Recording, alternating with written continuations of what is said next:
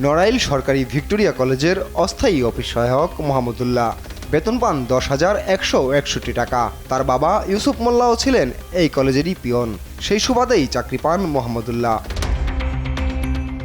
সেই মোহাম্মদুল্লাহ যখন এমন আলিশান বাড়ি বানাচ্ছেন তখন সবারই চোখ ছানা বড়া। কিভাবে সম্ভব এমন সম্পদের মালিক বনে যাওয়া? তারই অনুসন্ধানে নেমে বেরিয়ে আসে পেছনের রহস্য।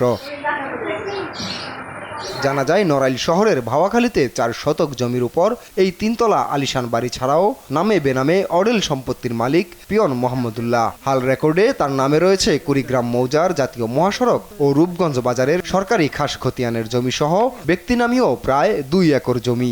এছাড়া অভিযোগ রয়েছে জবরদখল করেছেন 15টি দাগে 3 একরের বেশি সরকারি ও ব্যক্তি মালিকানাধীন জমি। তার জবরদখলের কবলে পড়া একজন ধোপাখোলা এলাকার নাসিমা বেগম। তার অভিযোগ মোহাম্মদুল্লাহ তার বাড়ি দখল করে ভেঙে গুড়িয়ে দিয়েছে। এভাবে দস্যুবৃত্তি করে অন্যের অসংখ্য জমি দখল করার অভিযোগ তার বিরুদ্ধে।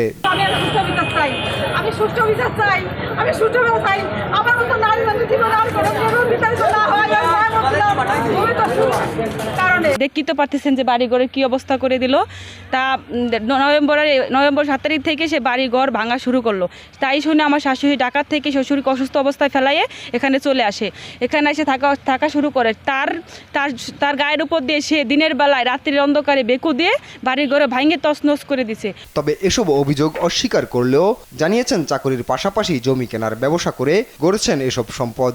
আমার কাগজ আছে, আমি তো অবৈধ কোনো কিছু না। আমার যদি কেউ বলতে পারে যে ভাই তুমি অবৈধ কোনো কিছু, আমি একটা অবৈধ যদি কোনো জিনিস দেখাতে পারে যে বিচার হয় আমি মেনে নেব। কলেজের যাওয়ার আগে আমি কলেজ টাইমের আগে আমি অনেক জায়গাতে দৌড়ে মনে করেন যে একটু জমি একজনের কাছে গেলাম, একজনের তো বিক্রি করে দিলাম।